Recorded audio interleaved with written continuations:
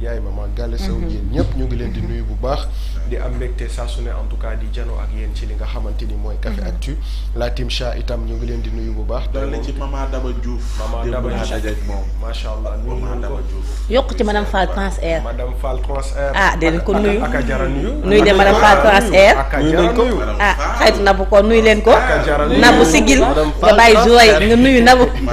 madame Fall Transair. mani ngir yàlla bu dama yemoon ko ci bañ a fàtte moo tax may message. déedéet dama ko message joué bi du moom laa wax joué de ndax yow ñëpp xam nañ doo joué mais pour bañ ko fàtte daal pour denc ko foofu la madame Fall Transair ñu ko nuyu baax a baax. nuyu na nga bu baax di nuyu itam bu baax a baax xam sa bopp saraxu kër gi ñu ngi koy jaajëfal taalibe ginaar émi set Moussa Lami ñëpp ñi nga xamante ni dañuy àndandoo saa su ne ci li nga xam ne mooy Babacar Ndiaye Café Actu Babacar Mbaye ñu ngi koy nuyu moom itam bu baax a baax di am mbégte saa su ne rek di ànd ak ñoom donc bu baaxee rek Régis ñu daal di tàmbali li nga xamante ni mooy revue des titres tey di jeudi 16 janvier 2025 le quotidien xëy ci assemblée nationale la commission ad hoc ratifiée demain suba ci aljuma la ñu fas yéene taxawal loolee nga xamante ni mooy commission ad hoc bi nga xamante ni 11 membres moo ci war a am 9 yi bokk Pastef benn bi Takku Wallu ba ca des bokk ci non inscrit Farba Alagom l'APR appelle à la résistance contre Sonko Mansour Faye j'ai peur est-ce que la décision émane de Ousmane Sonko loolee itam question la boo xamante ni mën nañ ko daal di te dans tous les cas quotidien jàpp na ni rek la nga xamante ni mooy appel à la résistance boobule contre kii di njiital Pastef la Mansour Faye nag nee na moom dafa daal di ragal lan la ragal xamaguñu dans tous les cas ci fan yi di ñëw dinañ am lu ñu leer ñu dem. Les Échos yéenekaay ñëw wax ci en prison depuis bientôt 4 mois moom Lat Diop mi nga xamante ni dañu ko bàyyi fële nga xamante ni mooy ca kaso dafa mel ni nag ñamu àndaloon ña nga xam ne dañu bokkaloon langue politique yi lee dañu ko daal di bàyyi ci ay mbiram ndaxte aucune visite ni de Amadou Ba ni des membres de nouvelles responsabilités seul Aliou Sall prend souvent de ces nouvelles Macky Sall avec qui il n'est pourtant plus en relation politique se soucie beaucoup de son sort dafa mel ni daal ñamu àndaloon daan woy ci li nga xam ne mooy politique ku ci mel ni Amadou Ba bu nouvelle responsabilité dañ ko daal di beddi bàyyi ko ak boppam en léthargie depuis plusieurs mois l'affaire Farba réveille l'APR APR nag fi mu toll nii tolloon na ci jamono yoo xamante ni ñëpp ñu ngi doon naan suulu na jeex na daal di na fay waaye dafa mel ni rek affaire Farba Ngom bi lee tax na ñoom ñu daal di remobiliser waat taxawaat ngir mën a dooleel ki nga xam ne mooy Farba Ngom ndaxte APR mu ngi daal di préparer ab grand rassemblement di nag accuser bu baax a baax ki nga xamante ni mooy Ousmane Sonko maître Aïssata Tall Sall itam dafay nekk avocat wu Farba Ngom fële ca Assemblée jumeau soirée défendra Farba à la commission ad hoc pour le compte de Takku Wallu dafa mel ni daal noonu la ñu daal di organiser woo ngir rek mën a taxawal ki nga xamante ni mooy seen ab frère de parti ñu dem. Sud Quotidien ñëw na ci li nga xam ne mooy levée immunité parlementaire bu député Mouhamadou Ngom ñu koy woowee Farba dafa mel ni rek branle-bas de combat APR daal mu ngi daal di continuer bu baax a baax di accuser ki nga xamante ni mooy Ousmane Sonko ndaxte ñoom jàpp nañu ni moom mooy ki nga xam ne moo commandité en tout cas boobu le levée immunité parlementaire ak poursuite yooyu le waaye itam le compte à rebours de la procédure déclenché nañ ko te suba la ñuy daal di tàmbali li nga xamante ni mooy installation comité ad hoc bële ñu dem. Vox Populi ñëw ci li nga xam ne mooy les régies financières secouées après la clôture de l'exercice 2024 après les impôts vaste chamboulement à la douane dafa mel ni nag ki nga xamante ni mooy le président Diomaye balem boobule ba léegi mu ngi def li nga xamante ni mooy ay action ndax gannaaw ba mu defaree fële nga xamante ni mooy impôt fi mu toll nii nag douane daal dina koy defaraat ca kaw ba ci suuf jëlee li nga xamante ni mooy DG bi indi beneen DG bu bees moom mi nga xamante ni mooy colonel Babacar Mbaye remplace colonel Mbaye Ndiaye à la direction générale le DG sortant part après des résultats en hausse Ousmane Kane directeur régional nord promu nouveau directeur des opérations douanières beaucoup de changements dans les directions loolu lañ daal di seetlu ci li nga xamante ni mooy conseil des ministres bu démb bile APR itam mu ngi dénoncer li nga xamante ni mooy dérive dictatoriale en tout cas selon eux et une mainmise du PM sur toutes les institutions loolu mooy li nga xamante ni rek ñoom daal dinañ koy andi comme argument par rapport ak dossier Farba Ngom bi moom Tata Aïda Mbodj itam daal dina solder ses comptes et exhiber ay chiffres bu baax a baax ci li nga xam ne mooy vice avec tes services par des attaques via les réseaux sociaux dafa mel ni rek daal dina indi ay leeral yu bari ci li nga xamante ni mooy liggéeyam moom Aïda Mbodj par rapport ak la nga xamante ni rek mooy DER ngir mën a leeral dëggantaan la nga xam ne nit ñi ñu ngi koy ŋawtee lu ci mel ni 8667 projets financé nañ ko pour un montant de 5,6 milliards de francs CFA c'est un sentiment de fierté aucun département n'a été laissé en rade moom nag nekk ay kaddu yoo xamante ni moom Aïda Mbodj indi na ko effacement des faits crimes et délits politiques entre février 2021 et février 2024 l'illicéité de la loi d'amnistie selon le rapport Arika Diom et de la Stanford Law School dafa mel ni nag mu nekk dossier boo xamante ni rek Vox Populi daal dina koy indi ñu dem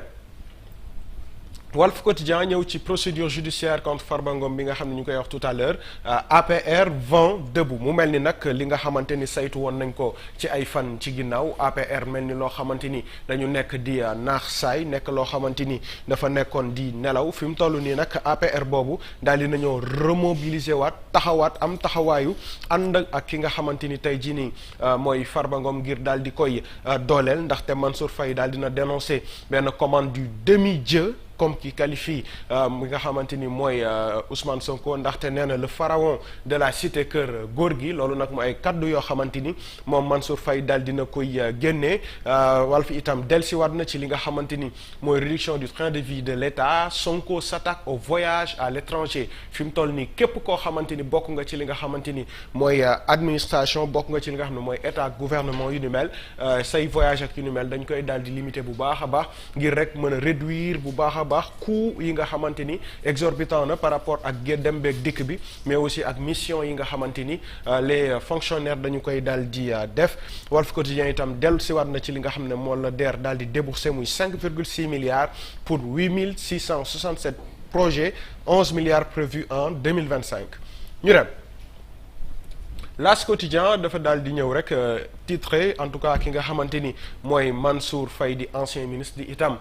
goro ci ki nga xamante ni mooy Macky Sall la mu wax nag mooy lan j'ai peur moom Mansour Faye ragal na la mu ragal nag mooy la nga xam ne noonu la régime bii nii daal di doxee ndaxte selon moom rek ki nga xam ne mooy Ousmane Sonko mooy daal di commander pour que adversaire politique yi le ñu daal di leen teg naka rek mettit loolu moo war a rek moom Mansour Faye mu ni j'ai peur waaye tamit ragalul ngir boppam en tout cas loolu mooy la nga xamante ni yëkkati na ko comme kaddu mission à l'étranger itam comme ni ñu ko waxee tout à l'heure rek Sonko décrète en tout cas l'austérité affaire Farba Ngom l'APR dénonce un règlement de compte ñu dem Source A daal di ñëw ci li nga xam ne mooy rapport d'activité de la CENTIF l'ampleur des dégâts 138 dossiers au total examinés par la CENTIF en 2023 dont 43 transmis au parquet contre 35 en 2022 la fraude 473 les infractions fiscales pénales 41 et les infractions de la règlement des changes 33 entre autres donc pour ñi nga xam ne dañuy naan lii dossiers yi CENTIF yëkkati dañ ko daal di politiser nañu xam ne rek CENTIF depuis ay at a ngi mu ngi transmettre ay dossiers ñi nga xamante ni ñooy justice bi leen ndaxte 2023 yónnee nañu 138 dossiers yoo xamante ni examiné nañ ko comme yi nga xam ne démb ak barki démb dégg nañu ko mais tamit yónnee nañ en 2022 35 yoo xamante ni ci wàllum fraude la 473 ak itam ay infraction 41 loolu daal mooy li nga xamante ni mooy firndeel ni rek CENTIF ay at a ngi nii mu ngi daal di def liggéeyam donc bu ñu xoolee ba ci biir amaana problème bi feneen la nekkee waaye nekkul machination politique wala boog nekkul motivation politique moo daal di yëkkati li nga xam ne mooy CENTIF la machine di jubal jubbanti sambal loolu la kii di Source A dee ko ci titraay muy le proc déroule Soura prend peur moom nga xamante ni mooy Mansour Faye dafa mel ni nag fi mu toll nii fit bi daal dana naw parce que tout simplement la nga xamante ni tàmbali nañ ko muy juridiquement interpellation yi nga xam ne ñu ngi koy daal di dégg le rouleau compresseur du régime pastéfien en accélération va s'abattre sur des responsables ciblés de l'APR et ses alliés suite à une commande faite par le demi-dieu waaw li mooy kàddu yi nga xam ne moom yëkkati woon na ko tout à l'heure disant que Ousmane Sonko c'était le demi-dieu moom mooy commandé li nga xamante ni mooy poursuite judiciaire yooyu la moom mi nga xam ne mooy le pharaon de cité Kër Gorgui mu nekk ay kàddu nag yoo xamante ni moom mi nga xamante ni mooy Mansour Faye daal dina koy yëkkati gannaaw nag ba mu ne dafa daal di ragal trop parce que li nga xamante ni ñu ngi koy def du dëgg du yoon te commande politique rek moo waral ñu daal di koy def ñu dem. Tribune yéenekaay daal dina ñëwaat ci baisse du coût de la vie góorgóorlu attend les solutions de Sonko la plus urgente préoccupation des góorgóorlu c'est la baisse du coût de la vie les populations ont espoir que le PM va très rapidement donner des ordres la vie devient de plus en plus chère avec des prix qui ne cessent de grimper loolu nag mu nekk ay mbir yoo xamante ni ñoom Tribune yéenekaay daal dinañ koy jël ci en tout cas revendication yi nga xamante ni dëkk bi daal ni koy def daal di koy andi teg ko di xaar nag comme ni ñu ko waxee ñoom ñu ngi am yaakaar ni moom le premier ministre Ousmane Sonko dina daal di jël ay ndogal ngir mën a jàppale Sénégalais yi ci li nga xamante ni rek mooy wàllum dund gile procédure bi tamit war a xew fële ci Assemblée nationale suba si Farba Ngom et complices qui sont les principaux acteurs loolu itam question la boo xamante ni à sa page 4 Tribune yéenekaay daal dina koy traité ku ko bëgg rek mu ngi daal di nekk ci biir loi d'amnistie bi nag Alioune Tine la mu ci proposé rek mooy abrogation partielle de cette législation loolu en tout cas mooy li nga xamante ni Tribune yéenekaay daal dinañ koy xamal ñu dem. Point Actu nag daal dina ñëw ci traque de plus de 13 milliards francs CFA par le pôle judiciaire Amadou Sall di doom ci ki nga xamante ni mooy Macky Sall dafa mel ni nag moom moo nekk dans le collimateur ndax Mahamadan Sarr aurait encaissé entre 2020 et 2023 plus de 13 milliards de francs CFA dans le cadre de contrats douteux avec l'État du Sénégal moom doomu ki nga xamante ni mooy président Macky Sall dañ ko accusé woon en 2018 jaay ay li nga xamante ni mooy ay V8 yoo xam ne dédouané wuñu ko à des centaines de millions de francs CFA patron de Lansar Auto Mahamadan Sarr est le fils de Mbaye Sarr PDG de Sénécar Tour donc moom mi nga xamante ni la ñu daal di téye ci affaire u 13 milliards yooyu dafa mel ni doom la ci ki nga xamante ni mooy Mbaye Sarr moom lii di Sénécar Tour waaye nag dafa mel ni moom Amadou Sall nekkoon doom ci président Macky Sall itamit dañ ko daal di accusé mu jaay ay V8 yoo xamante ni dédouané wuñu ko mais à des centaines de millions mu nekk itam beneen dossier boo xam ne dafay pendant par rapport ak li nga xamante ni mooy dossier Mahamadan Sarr boobule dans la douane itamit sénégalaise daal dina am ay coppite yu bëree bëri loolu Point Actu daal dina ci dellu si fàttaliwaat li nga xamante ni mooy peur bi Mansour Faye daal di am jaaree itam ci li nga xamante ni mooy projet DER yooyu la ñu dem. Yor ñëw ci fin de la visite officielle du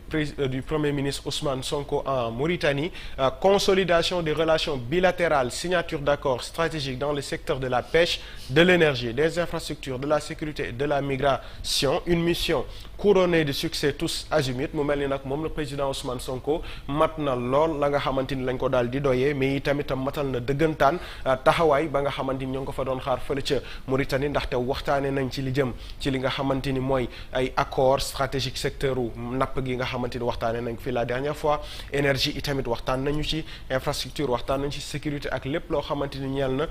migration itam loolee yëpp waxtaanee nañ ko fële ca Mauritanie te nanu ko gisee rek Mauritanie rafetlu nañ ko bu baax a baax moom le premier ministre Ousmane Sonko mën nañu ne mission réussie et de la plus belle des manières ñu dem. Le Soleil yéenekaay salaire dérisoire précarité lenteur administrative pourquoi les jeunes médecins et pharmaciens s'exilent mu mel ni nag mu nekk mbir boo xamante ni saytu nañ ko actuellement ñi nga xamante ni nag ñooy médecins yi amaana seeni salaire ak li nga xam ne mooy seen dundin dafay jafe lool par rapport ak seeni liggéey ndaxte grille salariale bi mu ngi nekk entre moins de 100 000 francs et 300 000 francs au plus. Professeur Bara Ndiaye lam ca wax mooy doyen de la fac de médecine de l'UCAD les inciter à rester par des mesures incitatives dafa mel ni nag loolu mooy li nga xamante ni mooy li mu proposé ñoom nag médecins yi dafa mel ni rek seen grille tarifaire mu ngi nekk entre 100 000 francs ak 300 000 francs mu nekk nag situation boo xamante ni bu jéggi dayoo la par rapport en tout cas ak liggéey bi nga xam ne ñoom ñu ngi koy daal di amal politique d'emploi des jeunes itam le programme xëyu ndaw ñi daal di nañ changer tour bi ak concept bi def ko emploi des jeunes mu mel ni rek le président de la République daal dina koy jox beneen directive bu uute en tout cas ak li nga xamante ni moom le président Macky Sall bàyyi woon na ko fi par rapport en tout cas ak doxalin bi nga xamante ni war nañ ko ci amal ñu dem L'Observateur ñëw na ci affaire 29 milliards les terribles révélations du rapport de l'IGF dafa mel ni nag fi mu toll nii IGF daal dina joxe lépp li nga xamante ni ñeel na rapport boobee nga xamante ni mooy Prodac comme en tout cas tout le monde aime l'appeler et le comprend de mieux Sonko Mame Mbaye Niang la vérité révélée par le document le rôle de l'ancien ministre et le parquet du pôle judiciaire financier Mamina Daffé et Ibrahima Cissé les premiers arrêtés mais pas les derniers mu mel ni nag rapport bile dinañ ci daal di interpeller yeneen i nit ci ay fan yu gàtt ndaxte nag fi mu toll nii on a tous les éléments nécessaires ngir rek mën a leeral loolu nga xamante ni ñeel na rapport Prodac en tout cas mu nekk mbir moo xamante ni daal dinañ koy yàkkamti lool mais itamit 2 DAGE dans le viseur du parquet financier fële ca trésor public ci wàllum reddition des comptes les enquêtes menées ont révélé des irrégularités graves dans leur gestion mu mel ni nag ci biir trésor public instant bi nii bëri na ay mbir yoo xamante ni faa ñu laqarti ko tegaat ko ci yoon par rapport ak li nga xamante ni rek mooy jubbanti ñu dem enquête yéenekaay ñëw na ci blanchiment de capitaux la CENTIF à l'offensive mu mel ni nag CENTIF fi mu toll nii yaramam dafa tàng CENTIF fi mu toll nii dafa daal di am taxawaay bu am solo par rapport ak li nga xamante ni rek mooy càmbar woowule ndaxte transmettre na ay rapports yu accablant sur des transactions suspectes la CENTIF a toujours fait son travail c'est la justice qui ne faisait pas son devoir lii nag mooy phrase boo xamante ni c'est à retenir muy la CENTIF a toujours fait son travail c'est la justice qui ne faisait pas son devoir des noms influents dans le viseur des enquêtes mu mel ni nag CENTIF moom liggéeyam yàgg na ko def maintenant justice moo doon sooxee wala boog doon demee demi-mesure moo waral lu ni mel ndaxte tout à l'heure rek gis nañu ne ay centaines de dossiers depuis chaque année voilà dañ doon transmettre mel ni ay OFNAC ak yeneen dégg nañu yaay Fadilou ay temps biñ ko fi jëlee yenn révélation yi mu defoon c'est des dossiers yoo xam ni bu ñu defee seen liggéey ba noppi ba jébbal ko li nga xamante ne mooy justice li ci problème kay mooy ña doon jiite justice peut-être ñu ci ëpp léegi-léegi yenn dossiers yi duñu ko ubbi ndigal gi fan la doon jóge kan moo doon tax yenn dossiers yi duñu ko traité wala duñu ko yeggale ba mu jeex c'est la grande question wala des fois sax ñoom ci biir ñu am ci li nga xamante ni mooy intérêt et c'est dommage en tout cas de constater que y a des centaines de dossiers yoo xamante ni daal dina rester sous la poussière pendant que les Sénégalais en tout cas réclamaient justice sur bien des choses ñu dem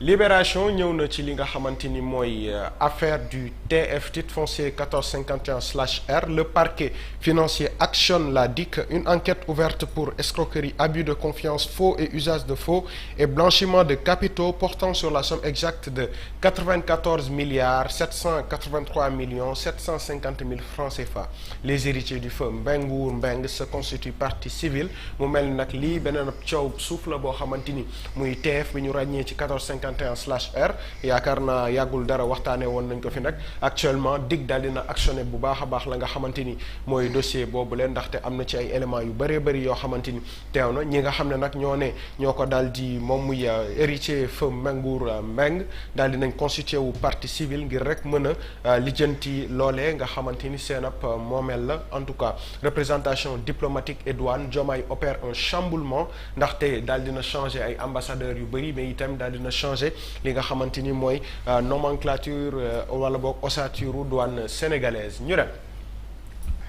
record ci sport daal dina ñëw ci li nga xamante ni mooy coupe du Sénégal 32e de finale gros choc AS Pikine US Gorée tey la ñu war a jongante fële nga xamante ni mooy stade ñoom ñaar tey la ñu war a daje Teungueth FC Dakar SC itam HLM à la trappe TFC Sidat Sarr ne survit pas à l'élimination mu mel ni nag fi mu toll nii